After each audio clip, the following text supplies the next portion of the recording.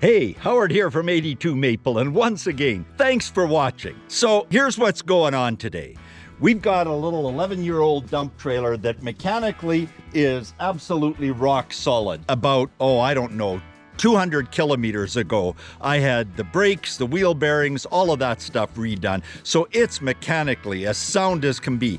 But thanks to a recent little incident outlined in a prior video, I'm replacing everything inside this box, including the hydraulic pump. And that's where things kinda ground to a halt for this do-it-yourselfer. Up against the wall, totally.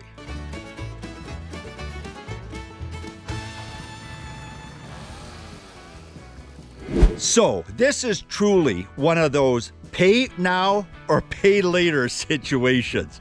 We saved about 30% of the cost of a dump trailer by going with this kind of generic brand, like not one of the top 3 or 5 brand names. But I wasn't concerned about that at all because we only use this an average of 10 times a year, and then generally for short distance hauls. But here's what happened when I came to replacing the pump. Now, I'm used to being able to go downtown, which is less than 30 minutes from here, and into my favorite industrial supply shop, a chain that's represented very well right across Canada, and going into their hydraulics department, picking up hoses and picking up, generally, NPT fittings. That's what I had on my prior Norwood all-hydraulic sawmill. It's what is used on the tractors, the hydraulic implements on those. But boy, was I in for a big surprise. I walked into that department, and I think the head of the department, who was sitting behind the desk, noticed my initial frustration at not being able to find a fitting that I need. So he said, "What do you got going there, young fella?" And when I showed him, he said, "There's nothing I can do to help you." And I went kind of, "Nothing?" And he said, "Well, actually there is.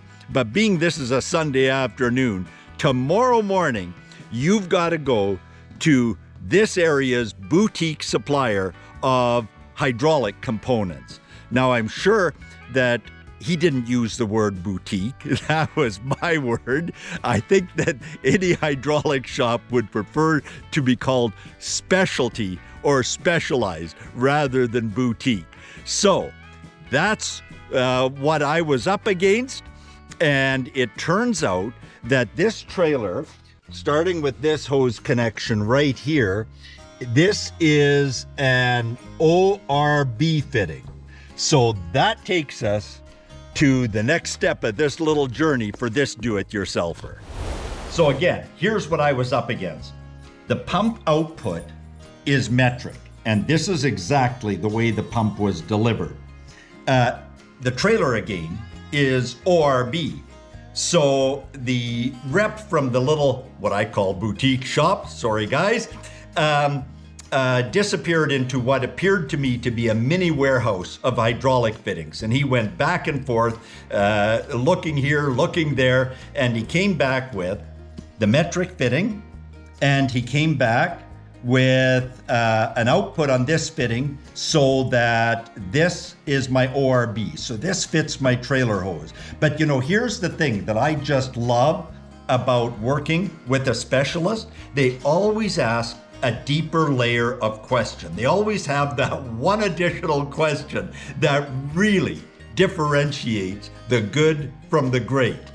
And he said, "So tell me, Howard, the hoses, are they coming in from the side of the box on the dump trailer, from the back, or up through the bottom?" And I said, "Up through the bottom." He said, "Well, then you want to take some pressure off of your fittings, and what you want to do is you want an elbow in here. So I've got an elbow if you want it."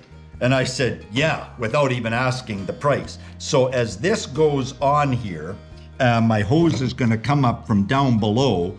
And you know what? That's a lot better arrangement than taking and bending the hose and putting all of that torque onto this. Again, just love it. And hey, the best part of the story is yet to come. I was waiting for the invoice to be rung up, so I had this times 2, thinking I was going to walk out of there with a $90 or $100 bill. $35, all taxes in. Well, I just had to say to him, you know what? I know I'm going to be back with the equipment that I've got, and I'm sincerely hoping that the next transaction that we do together is going to be much more lucrative for you. And he just laughed and wished me a good day. So a couple of takeaways from this. And this truly is one of those pay now or pay later situations. I saved thousands of dollars when we bought the trailer by kind of going no name brand. But now I paid not only in dollars, because by the time the pump is installed, the new battery, the new wiring, the hydraulic fittings, etc., I'm into it for a cash outlay of about $850 as close as I can figure, plus some frustration, plus some running around and taking some rubber off the wheels on one of the vehicles, going back and forth to town. So there we go. Pay at the front end, pay at the back end. Let's never lose sight of that. And it's okay. I'm all good with it, but it's a reality. And number two, when a do-it-yourselfer like me finds themselves at the very end of their rope, you really need a hero to come riding in and save the day. Because you know what? When I get this all hooked up and installed, Coral is going to think that I can do anything with absolutely nothing but these 8 fingers and 2 thumbs. And you know, that's kind of what I want to keep her thinking.